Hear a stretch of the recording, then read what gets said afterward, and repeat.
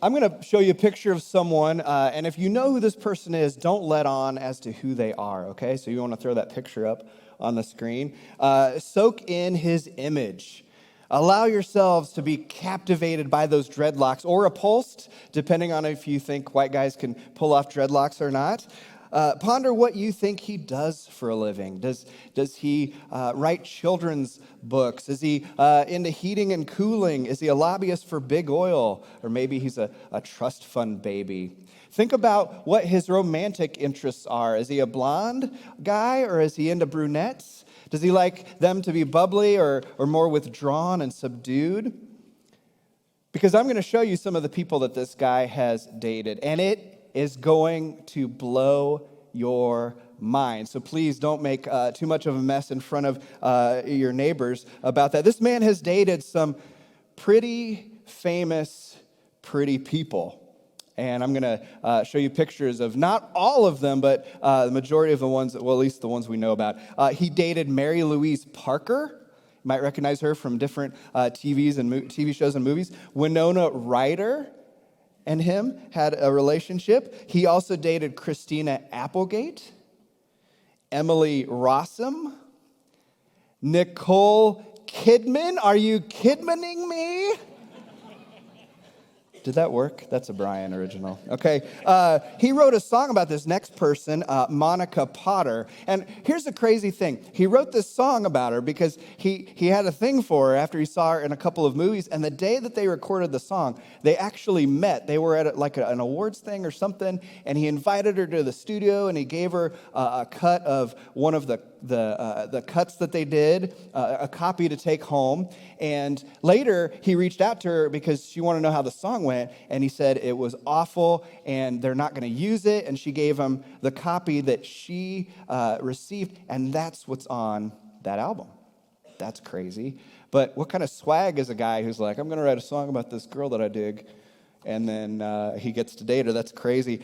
This guy was also friends with Courtney Cox. He dated Courtney Cox. And then the creme de la creme, a little-known actress named Jennifer Aniston. Jennifer Aniston. Paul, you know who Jennifer Aniston is, don't you? Yeah. Jen told me not to show a picture, but I've got some Kleenex you need to wipe your drool. Anyway, basically, this guy dated anyone who, if you're of a certain age set, you had a celebrity crush on these people who were in different TV series or feature films. His name is Adam Duritz, and he is a lyricist and lead singer of one of the great 90s bands, the Counting Crows. And I bring him up because he wrote an incredible song about love called Accidentally in Love, and it totally slaps. It is found on Shrek 2's soundtrack, I believe, if you have ever seen that movie. And so here are some of the lyrics. So she said, "What's the problem, baby? What's the problem? I don't know. Well, maybe I'm in love. Love. Think about it every time I think about it. Can't stop thinking about it. How much longer will this take to cure? Just to cure it if I can't ignore it, if it's love, love. Makes me want to turn around and face me, but I don't know nothing about love. Oh.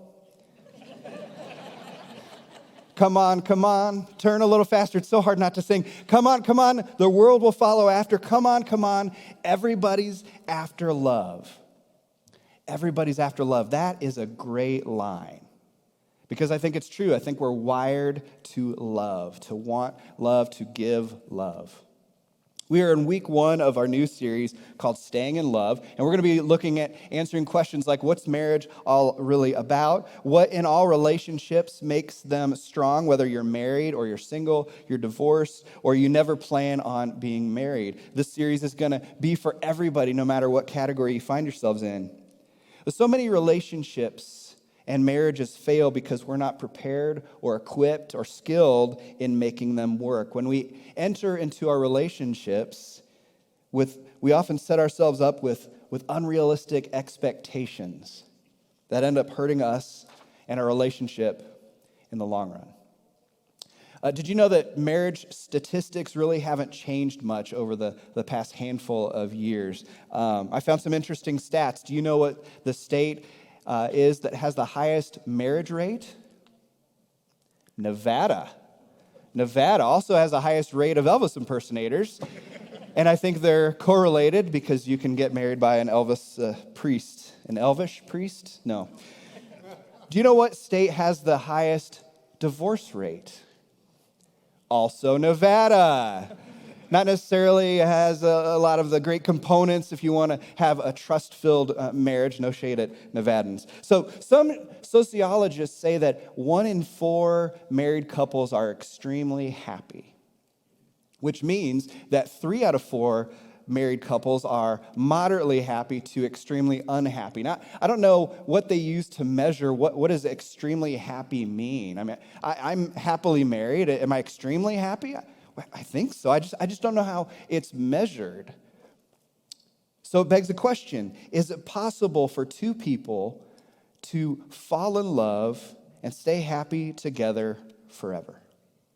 Is it possible for 2 people to stay happy forever? Is that even realistic? Should we set our minds on finding someone who we can stay in love with forever? And that's obviously what human beings, what we feel. That's what we hope for. That's what we want to be true. And that's what helped Adam Duritz's career and all of the love songs that he wrote about and his dating game. I mean, this guy has some serious riz. That means charisma if you aren't up on all the slang words. So we not only think falling in love is possible, but we want it to be possible for us. Everyone wants that storybook ending, just like in Shrek, where Shrek and Fiona get married and they ride off into, what's it called? Far, far away land with an annoying sidekick behind them.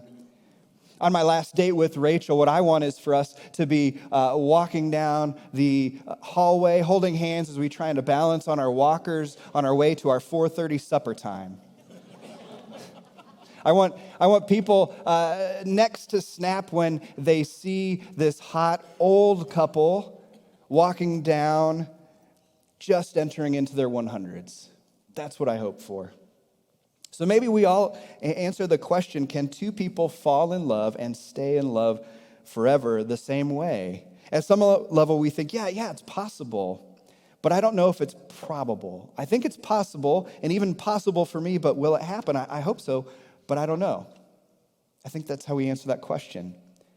And to address the idea of falling in love, which, as Adam Duritz is really good at, it only needs 10 seconds of our time, because it's so easy to fall in love. All you need is a pulse. Are you breathing air? You can fall in love.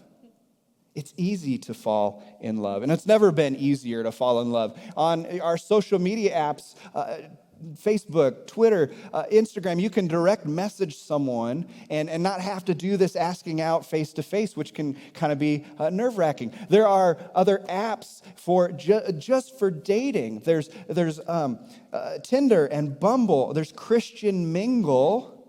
That's a thing. And the one that just said, you know what, we're gonna name this app what we really think. Plenty of Fish. That's the name of the app. Sometimes the most genius ideas are just so simple, right? Plenty of Fish. And everyone is there for romantic purposes. You know why you're getting on this app and why someone else is on that app as well, because you're looking for love. It's never been easier to fall in love. But that's just one part of being in a loving relationship with someone else. Then there's all of the difficult stuff, all the stuff that comes after you fall in love, the stuff that is pretty hard. We don't want to just be in a relationship. We don't want to just survive the years. We want to be and stay in love. So why is it so hard to stay in love? Well, some of it has to do with how there are so few strong, solid examples that we can look to. I mean, over half of Americans didn't grow up with an example of that in their homes. I mean, the divorce rate is 50%, and so 50% of us grew up not necessarily seeing that. How often are solid marriages celebrated in the media for us, instead of the magazine racks that have a long list of who's dating who and who broke up with who?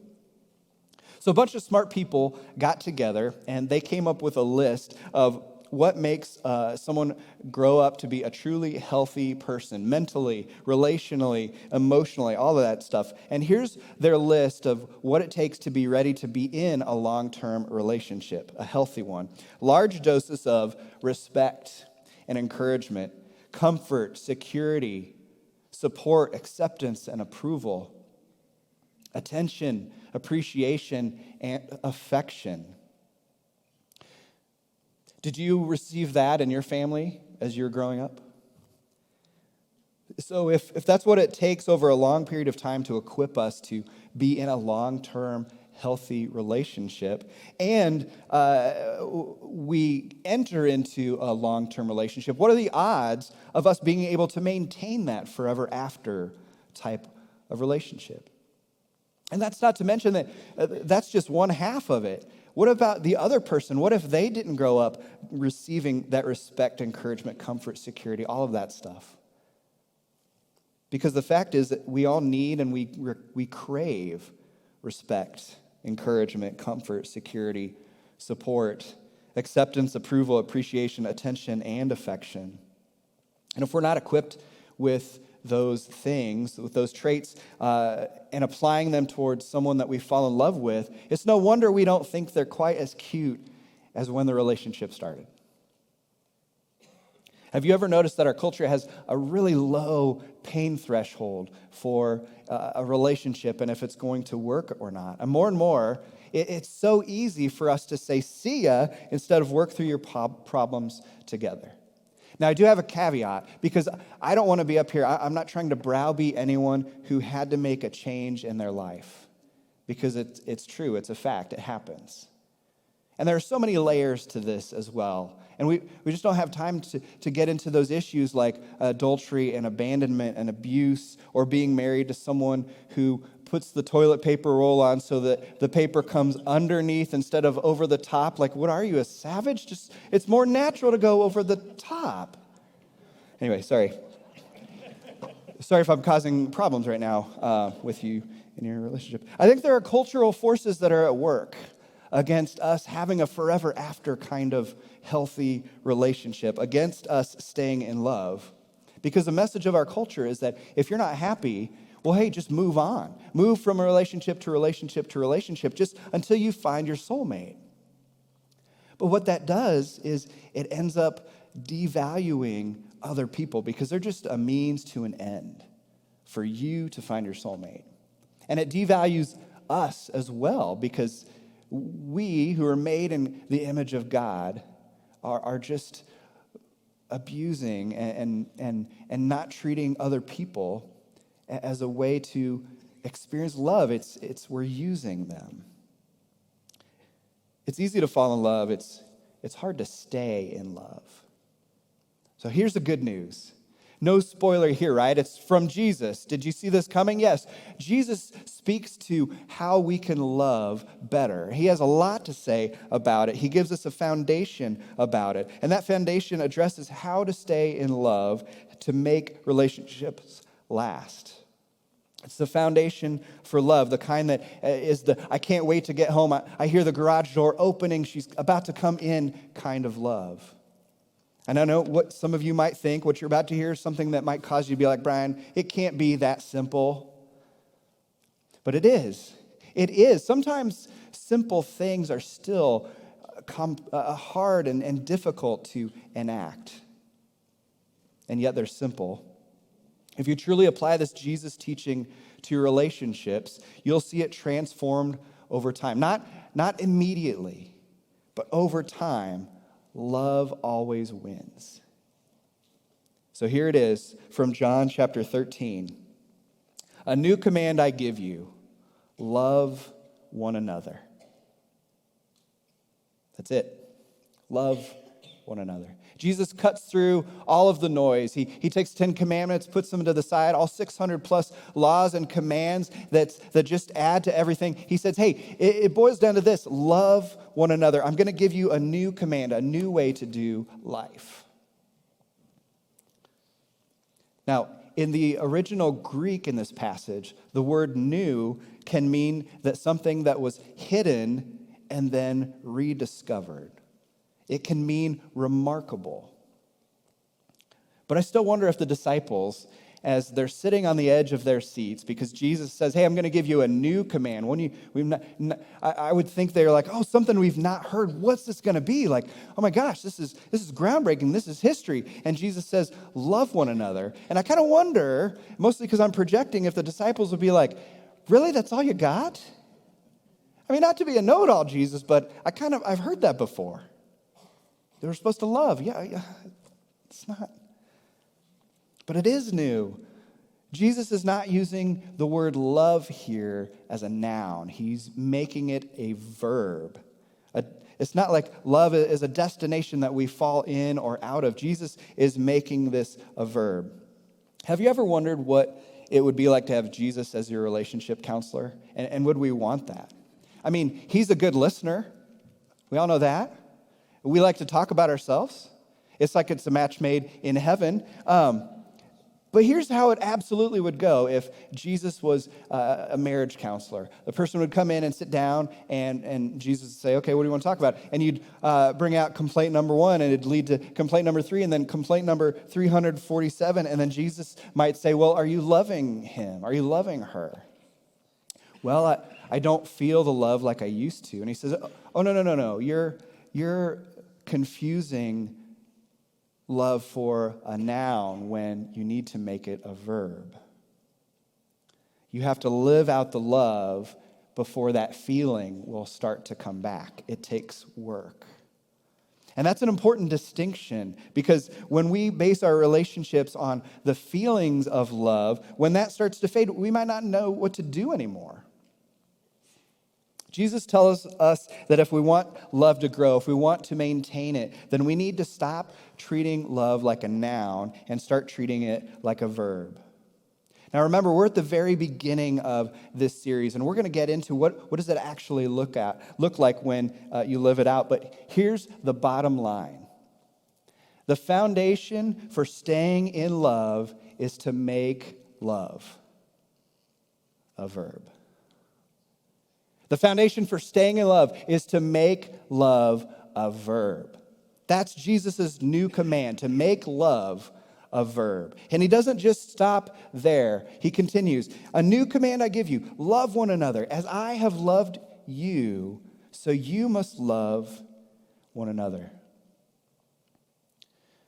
Man, Jesus takes us to a whole nother level of what it means to love. It's not just, I want to buy this person flowers, or I want to get their car washed, or I want to do things for that.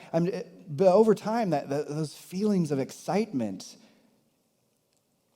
the things that you can't stop thinking about, those start to fade and change. And those times when they nag, or when they don't put the dishes where they're supposed to go, even though she told me several times, and I'm disappointed in myself just as much as you are with me. I'm not, okay, I do that sometimes. Well, Jesus is taking this to a next level of what it means to love.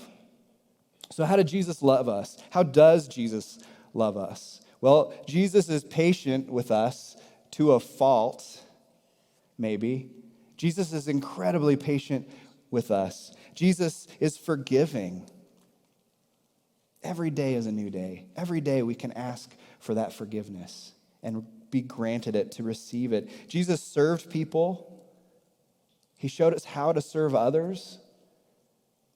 He sees past flaws to actually see the person.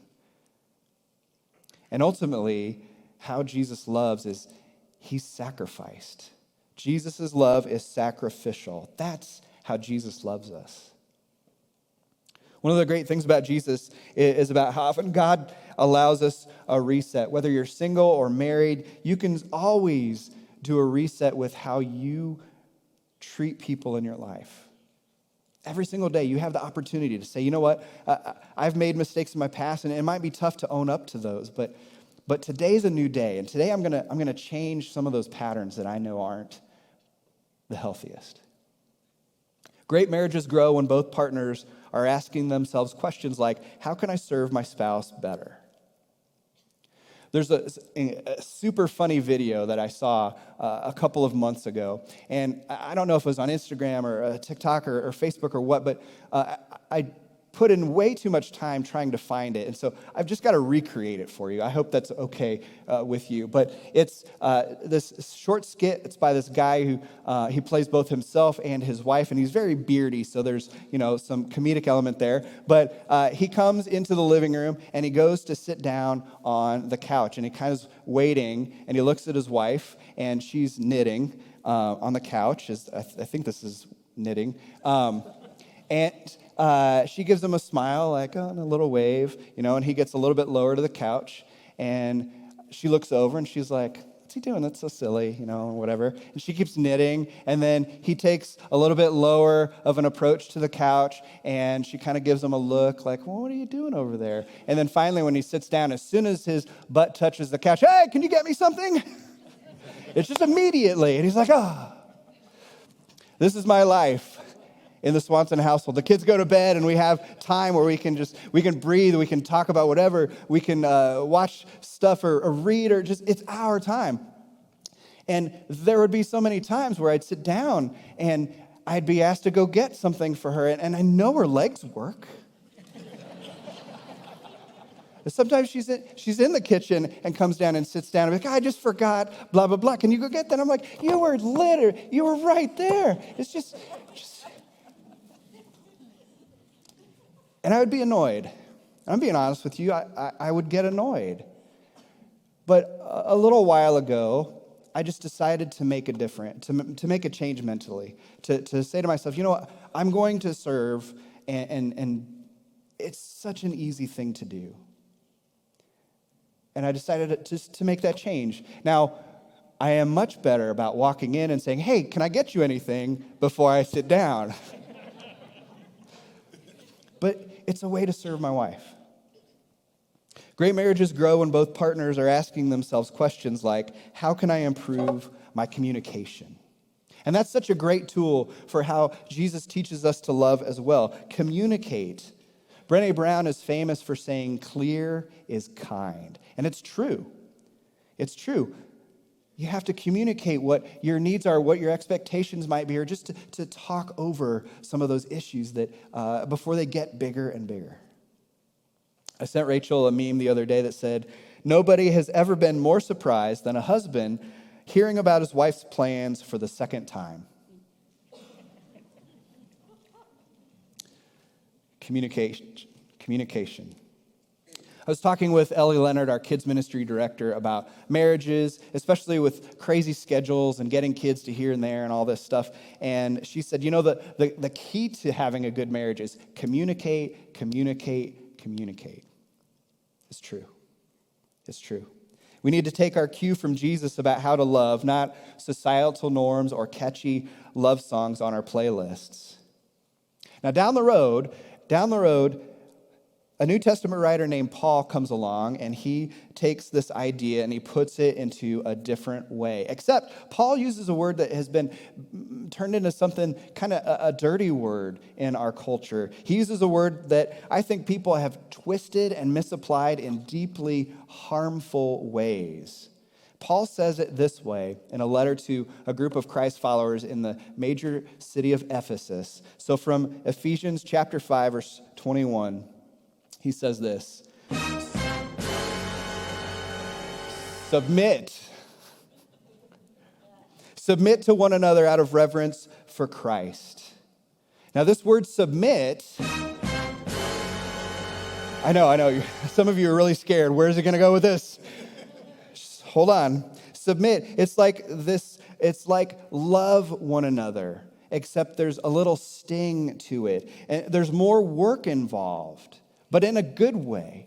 It's in a good way. This is the first sentence that Paul writes in a section where he's writing to husbands and wives about how to foster healthy, staying in love relationships. To submit to one another means... Is it too much? Are we good? It means that we look at the other person and in our relationship, and we say to them that you are the priority. You're the priority, not me.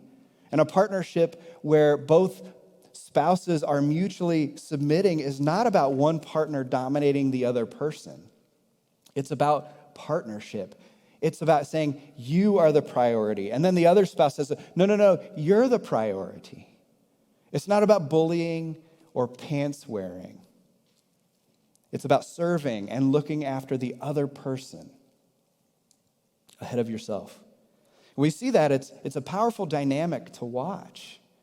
It can be scary because someone has to go first and say, even if you don't make me the priority, I'm going to make you the priority. Taking that step, and that takes courage, that takes some guts. But if that gets cultivated, love is alive and it has sparks to it. There's substance to that. About a year and a half ago, I officiated a wedding of a couple, and the bride came through youth group and was involved. And the next day, they were here at worship, and I saw Pastor Aaron meet them for the first time, and they mentioned how they just got married, and he was like, well, you know what the key to a successful marriage is? And my ears perked up, mostly because I'm like, I hope I told him. What's he going to say? Like, am I covering all of the things I need to cover? He said the secret to a healthy marriage is to ask yourself the question every day, how can I serve her today? How can I serve him today? And I wrote it down because that was the first time I had ever heard that question. But it stuck with me ever since. That's a great question to ask yourself. So back to that original question, is it possible for two people to fall in love and stay in love forever? Well, absolutely. I think that's why we have those great love songs that get written, because we know that there's something innate in us that is designed and wired to fall in love, to experience that, to give love. But staying in love doesn't happen because you accidentally fell in love. It's purposeful. You stay in love by making love a verb. You love one another by taking your cue from how Jesus taught us to love, by serving, communicating, sacrificing, submitting. And it doesn't have to be scary. Staying in love is difficult, yes, absolutely, but it's possible. When you do all that serving, communicating, sacrificing, you start to take Jesus seriously by making love a verb. Now, next week, Aaron is going to get into the specifics of how does this work? How do you, what does it look like when you have mutual submission in your relationship? What does it mean to live out this love one another thing? If you're single and you want to be married one day, you'll be prepared better after this. If you've gone through relational trauma, it can bring some healing. And if you don't plan on getting married, you can learn how to support your family or friends who do. So remember, you've got homework for this week. And that assignment is straight from Jesus. Make love a verb. And when you get better at that in your lives, when you get better at the serving, the communicating, the sacrificing, you will be able to foster a long-term, stay-in-love relationship. And that's the goal. That's the hope. Let's pray.